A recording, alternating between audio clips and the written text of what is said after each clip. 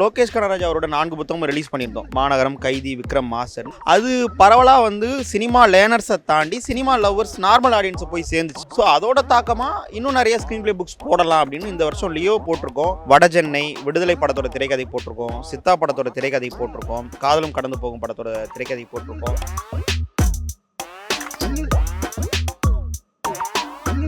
விடுதலை படத்துக்காக ஸ்பெசிஃபிக்காக எங்குமே வெளிவராத ஒரு இன்டர்வியூ வந்து பண்ணோம். கிட்டத்தட்ட ஒரு 2.5 மணி நேரம் எங்கும் பேசாத, எங்குமே சொல்லாத ஒரு இதை வந்து ரெடி பண்ணியிருக்கோம்.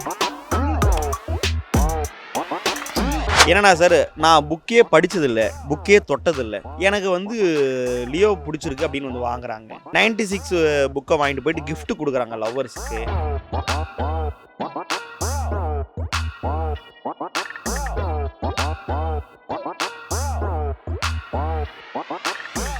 இந்த வருஷம் புத்தக கண்காட்சியில் வாசகர்கள் எண்ணிக்கையும் புத்தக விற்பனையும் எந்த அளவுக்கு இருக்குது, அதை பற்றி சொல்லுங்கள்.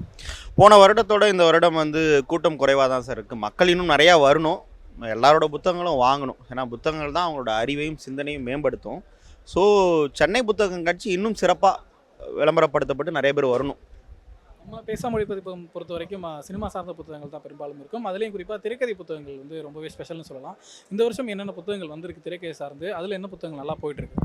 சார், இந்த கடந்த 2 வருஷமாக தான் திரைக்கதை புத்தகங்கள் பிரபலமாக இருக்குது. சினிமா சார்ந்து எல்லா டெக்னிக்கல் புக்குமே இருக்குது. ஆக்டிங், டைரக்ஷன், சினிமாகிராஃபி, ஒளிப்பதிவுன்னு எல்லா துறை சார்ந்த புத்தகங்களும் நம்ம வெளியிட்டிருக்கோம். போன வருஷம் வந்து லோகேஷ் கனகராஜ் அவரோட 4 புத்தகமும் ரிலீஸ் பண்ணியிருந்தோம். மாநகரம், கைதி, விக்ரம், மாஸ்டர்னு. அது பரவலாக வந்து சினிமா லேர்னர்ஸை தாண்டி சினிமா லவ்வர்ஸ், நார்மல் ஆடியன்ஸை போய் சேர்ந்துச்சு. ஸோ அதோட தாக்கமாக இன்னும் நிறைய ஸ்க்ரீன் பிளே புக்ஸ் போடலாம் அப்படின்னு இந்த வருஷம் லியோ போட்டிருக்கோம், வடசென்னை விடுதலை படத்தோட திரைக்கதை போட்டிருக்கோம், சித்தா படத்தோட திரைக்கதை போட்டிருக்கோம், காதலும் கடந்து போகும் படத்தோட திரைக்கதை போட்டிருக்கோம். குறிப்பாக வந்து கோலிசோடா படத்தோட திரைக்கதை போட்டிருக்கோம். கோலிசோடா படத்தோட திரைக்கதை பார்த்திங்கன்னா ஒரு 3 நோட்டு அவருடைய கைப்பட எழுதின நோட்டை கொடுத்தார். எப்படி திரைக்கதை உருவானுச்சு, எப்படி நான் வந்து அங்கே வந்து ஒர்க் பண்ணேன், எப்படி டிஸ்கஸ் பண்ணுன்ற தகவலெல்லாம் கொடுத்துருக்காரு. அறம் படத்தோட திரைக்கதை வெளியிட்டிருக்கோம். அருண் மாதேஸ்வரன் அவரோட ராக்கி, சாணிக்காயுதம் படத்தோட திரைக்கதைலாம் இந்த வருஷம் புதுசாக வந்திருக்கு சார். லோகேஷ் கனகராஜ் புத்தகங்கள் போன வருஷம் நல்லா போயிருந்துச்சு, காம்போ ஆஃபர் மாதிரி எல்லா புக்கும் சேர்த்து அப்படிங்கிற மாதிரிலாம் போயிருந்துச்சு. அந்த புத்தகங்களோட ஸ்பெஷாலிட்டி என்ன? மாநகரம்ல ஆரம்பிச்சு லியோ வரைக்குமான புத்தகங்களோட ஸ்பெஷாலிட்டி என்ன? மாநகரம் பார்த்தோன்னா நான் லீனியர் திரைக்கதை சார். அது மட்டும் இல்லாமல் பெரிய பட்ஜெட் இல்லாமல் ஸ்டார்டிங்கில் இந்த மாதிரி ஒரு படம் எடுக்கணும், ஆரம்ப கட்டத்தில் படம் எடுக்கிறவங்களுக்கு ரொம்ப பயன்பாடாக இருக்கும். மாஸ்டர் படத்தோட திரைக்கதை பார்த்திங்கன்னா சென்சார் ஸ்கிரிப்டை ரிலீஸ் பண்ணியிருக்கோம். தமிழில் இந்தியாவில் ஒரு திரைப்படத்தோட சென்சார் ஸ்கிரிப்டை ரிலீஸ் பண்ணது இதுதான் முதல் முறை. அப்புறம் விக்ரம், கைதி, அதில் வந்து அவர் எப்படி எழுதியிருக்காரு, எப்படி எடுத்திருக்காருன்றதை நீங்கள் பார்க்கலாம். ரொம்ப சிம்பிளிஃபையாக எழுதியிருப்பார். ஒரு திரைக்கதை புத்தகம்னா ரொம்ப சின்னதாக எழுதியிருப்பார். கைதிலையும் ரொம்ப சிம்பிளாக எழுதியிருப்பார். பட் அதை எப்படி எடுத்தார் அப்படின்றத தெரிஞ்சுக்கலாம். இப்போ விடுதலை மாதிரி, ராக்கி, அந்த மாதிரி நிறைய புத்தகங்கள் இதோட சொல்லியிருந்தீங்களே, அந்த புத்தகங்கள் வந்து திரைக்கதை மட்டும்தான் இருக்கா இல்லை அதோட உருவாக்கம் சேர்த்து இருக்கு? இல்லை சார், வந்து நாங்கள் ஒர்க் பண்ணியிருக்கோம். இப்போ விடுதலை படத்துக்கு திரைக்கதை சார் கொடுத்துருக்காரு. அது மட்டும் இல்லாமல் விடுதலை படத்துக்காக ஸ்பெசிஃபிக்காக எங்குமே வெளிவராத ஒரு இன்டர்வியூ வந்து பண்ணோம். கிட்டத்தட்ட ஒரு 2.5 மணி நேரம் எங்கும் பேசாத, எங்குமே சொல்லாத ஒரு இதை வந்து ரெடி பண்ணியிருக்கோம். பட் அது வந்து புக் ஃபேர் டைமில் வெளியிட முடியல. அது ஒரு தனி புத்தகமாக வெளியாகுது. அதில் மிக முக்கியமான தகவல்கள் இருக்குது, இது வரைக்கும் எங்கேயுமே வெளியாகாத தகவல்கள் இருக்குது.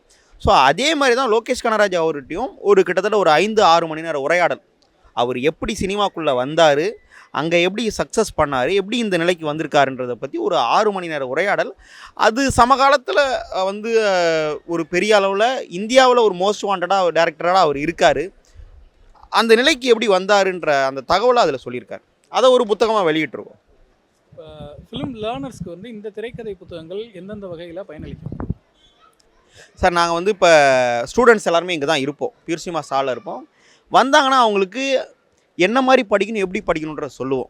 ஒரு திரைக்கதை எழுதணுன்னா மனிதர்களை வாசிக்கணும், இலக்கிய வாசிப்பு இருக்கணும், தொழில்நுட்ப புத்தகங்களை வாசிக்கணும். திரைக்கதை டெக்னிக்கல் புக்ஸ் இருக்குது. இப்போ திரைக்கதைனா என்ன, அதில் என்னென்ன வகைகள் இருக்குது, அதை எப்படி எழுதலாம், என்ன பண்ணலாம், திரைக்கதை வழிகாட்டி, திரைக்கதை எனும் பூனை, 101 திரைக்கதை எழுதும் கலை, திரைக்கதை A to Z, இப்படி 4 புக் இருக்குது. இது ஸ்க்ரீன் பிளே டெக்னிக்கல் புக். இது அவங்க படிச்சிடுறாங்க. திரைக்கதைனா என்ன எப்படின்ற டீட்டெயில் தெரிஞ்சிருது. திரைக்கதைனா என்ன என்ற டீட்டெயில் தெரிஞ்சிருச்சு. பட் அவங்க இப்போ எழுத போகிறதுக்கு முன்னாடி இப்போ நம்ம ஒரு ப்ளூ பிரிண்ட் மேப் மாதிரி ஏதாவது ஒரு ரெஃபரன்ஸ் இருந்தால் நல்லாயிருக்குமே, இந்த ஸ்க்ரீன் பிளே புக்கை பார்த்துட்டு போனால் நமக்கு யூஸ்ஃபுல்லாக இருக்குமே நினைப்பாங்க. ஸோ அதுக்கு நம்ம என்ன சொல்லுவோம், இப்போ வந்து ஓநாய மாட்டுக்குட்டி புக்கில் கம்ப்ளீட்டாக எல்லாமே இருக்குது. அவர் ஸ்டோரி போர்டு கொடுத்துருக்காரு, ஸ்டோரி டிஸ்கஷன் கொடுத்துருக்காரு, ஷார்ட் டிவிஷன் கொடுத்துருக்காரு. இந்த மாதிரி இந்த ஸ்க்ரீன் ப்ளே புக்ஸில் ஏதாவது 2-3 புக்கு அவங்க எடுத்து பார்த்துட்டு எப்படி எழுதியிருக்காங்க அதை பார்த்தாங்கன்னா ஒரு ரெஃபரன்ஸ் கிடச்சி, ஓ இப்படி தான் பண்ணியிருக்காங்கன்னு. அதுக்கப்புறம் அவங்க வந்து அவங்களோட ஸ்க்ரீன் ப்ளேவை எழுதலாம். ஸோ அதுக்காக இந்த திரைக்கதை புத்தகங்கள் ரொம்ப முக்கியமாக இருக்கும். ஒரு ரெஃபரன்ஸ் நம்ம இதை பண்ணுறதுக்கு முன்னாடி, இப்போ ஒரு நம்ம படம் எடுக்கிறோன்னா இதுக்கு முன்னாடி இதை சார்ந்து என்னென்ன படங்கள் வந்திருக்கு, என்னென்ன புத்தகங்கள் வந்திருக்கு அப்படின்னு நம்ம ஒரு ரெஃபரன்ஸ் எடுப்போம். அந்த மாதிரி ரெஃபரன்ஸாக இது பயன்படும். ஃபிலிம் ஸ்டூடெண்ட்ஸ், ஃபிலிம் லேர்னர்ஸ், இல்லை இண்டஸ்ட்ரிக்குள்ளே இருக்க ஆட்கள் தவிர்த்து ஜென்ரல் சினிமா லவர்ஸும் இந்த திரைக்கதை புத்தகங்கள் விரும்பி வாங்குறாங்களா? அது எப்படி பார்க்குறீங்க? அதுக்கு என்ன காரணம் நினைக்கிறீங்க? ஏன்னா சார், நான் புக்கே படித்ததில்லை, புக்கே தொட்டதில்லை. எனக்கு வந்து லியோ பிடிச்சிருக்கு அப்படின்னு வந்து வாங்குறாங்க. 96 புக்கை வாங்கிட்டு போயிட்டு கிஃப்ட் கொடுக்குறாங்க லவ்வர்ஸுக்கு. காதலும் கடந்து போகும் புக்கை வாங்கிட்டு போய் கிஃப்ட் கொடுக்குறாங்க. இது வாசிப்பு பழக்கத்தை ஏதோ ஒரு மூலயமா நம்ம எடுத்து கொண்டு போகிறது நல்லதாக தான் சார் நான் ரொம்ப நினைக்கிறேன். சினிமா லேர்னர்ஸை தாண்டி நார்மல் ஆடியன்ஸ் இப்போ நிறைய வாங்குறாங்க.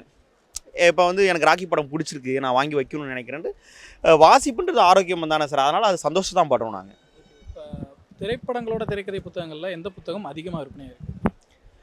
லோகேஷ் சாரோட எல்லா திரைக்கதை புத்தகமும் பயங்கரமாக வந்து விற்பனையாக இருக்குது சார். போன புக் ஃபேரில் வந்து இந்த ஒரு 600 ஸ்டாலில் அதுதான் வந்து டாப் செல்லராக இருந்துச்சு. ஆரம்பத்தில் இருந்தே பார்த்தோன்னா ஓநாய மாட்டுக்குட்டி அது ஒரு டாப் செல்லராக இருக்குது. லோகேஷ் சாரோட புக்ஸ் டாப் செல்லராக இருக்குது. இப்போ இந்த வருஷத்தில் வந்து வடசென்னை டாப் செல்லராக இருக்குது. எல்லாருமே வந்து வடசென்னை ஸ்க்ரீன் ப்ளே வந்து கொஞ்சம் லேட்டாக தான் வந்துச்சு, வெளியாச்சு. ஃபஸ்ட் நாள்லேருந்து வந்து கேட்க ஆரம்பித்தாங்க, வடசென்னை ஸ்க்ரீன் ப்ளே வந்துருச்சு அப்படின்ற மாதிரி கேட்க ஆரம்பித்தாங்க. இப்போ திரைக்கதை தாண்டி வேறு எந்த புத்தகங்கள் மேலே வந்து சினிமா காதலர்கள் அதிக கவனம் செலுத்துகிறாங்க? இல்லை சார், எல்லா துறை இப்போ வந்து இப்போ சினிமாவில் 24 கிராஃப்ட் இருக்குன்னா அது எல்லாத்துக்குமே புக் இருக்குது. இப்போ film making A to Z புக்கில் 24 கிராஃப்டை பற்றி டீட்டெயில்ஸ் இருக்குது. கினோ 2.0ன்ற புக்கு இந்திய மொழிகளில் டைரக்ஷனுக்குன்னு செப்பரேட்டாக அதுதான் வெளியாகிருக்கு. இப்போ மாண்டேஜ் புக்கு பார்த்தோன்னா, இப்போ வந்து பல லெஜண்ட்ஸ் வந்து இறந்துருப்பாங்க உலக நாடுகளில் இருக்க முக்கியமானவங்க, அவங்க வந்து சினிமா சொல்லி கொடுத்தா எப்படி இருக்கும் அப்படியான தகவல்கள் இருக்குது. எடிட்டிங்க்கு படத்தொகுப்பு வால்டர் முர்ச்சின்ற புக் இருக்குது. ஸோ இந்த புக்கெலாம் ஒவ்வொரு டிபார்ட்மெண்ட் சார்ந்தவங்க வந்து கேட்பாங்க, சார் எனக்கு ஆக்டிங்க்கு புக்கு வேணும், இந்திய நடிப்பு 100 பயிற்சிகள். ஸோ அந்த புக்கை எடுத்துகிட்டு போவாங்க. ஸோ அந்த மாதிரி ஒவ்வொரு துறை சார்ந்து கேட்பாங்க. இப்போ கலர் தேரிக்கு இந்திய மொழிகளில் நிறமின்ற புக்கு தான் நம்ம ரிலீஸ் பண்ணியிருக்கோம். அது ஒரு முக்கியமான ஒரு கலெக்ஷன். இந்த மாதிரி ஸ்பெசிஃபிக்காக அவங்க துறை சார்ந்து என்ன வேலை பார்க்க போகிறாங்களோ அந்த புக்ஸை வந்து கேட்பாங்க, நம்மளும் வந்து ஷேர் பண்ணுவோம் சார்.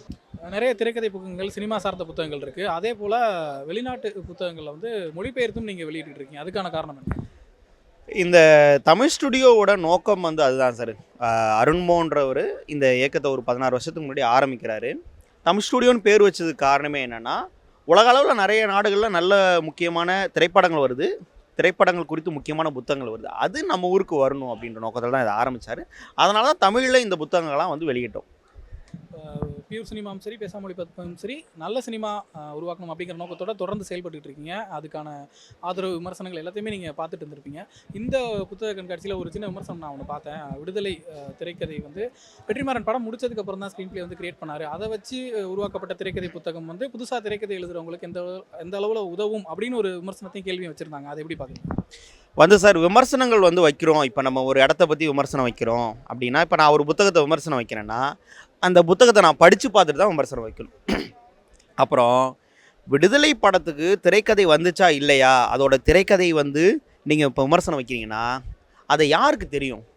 விடுதலை படத்தில் ஒர்க் பண்ணவங்களுக்கு தான் தெரியும். இவங்களுக்கு எப்படி தெரியும்? நம்ம எல்லா விதமான ஸ்க்ரீன் ப்ளே புக்ஸும் வெளியிட்ருக்கோம் சார். கற்றுக்கணும்னு நினைக்கிறவங்க அதுலேருந்து ஏதோ ஒன்று நிச்சயமாக எடுத்துப்பாங்க. பட்டு அதை விமர்சனம் பண்ணோன்னா யாருக்கு தெரியும்? விடுதலை திரைப்படத்தில் ஒர்க் பண்ண உதவி இயக்குனருக்கு தான் அந்த விஷயம் தெரியும். அது இவங்களுக்கு எப்படி தெரிஞ்சது? இவங்க எப்படி போய் எட்டி பார்த்தாங்களா அப்படின்ற மாதிரி. அது விமர்சனம் பண்ணோன்னா அது நியாயமாக ஒரு அறத்தோடு இருக்கணும். எல்லா விதமான ஸ்க்ரீன் ப்ளே புக்ஸும் நம்ம ரிலீஸ் பண்ணியிருக்கோம். அவங்க நாலேஜை எடுத்துக்கணுன்னா கண்டிப்பாக அதுலேருந்து எடுத்துக்கலாம்.